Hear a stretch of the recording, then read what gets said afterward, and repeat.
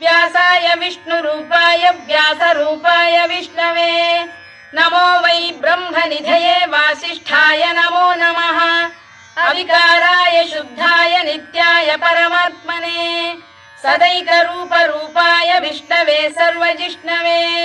यस्य स्मरणमात्रेण जन्म संसारबन्धनात्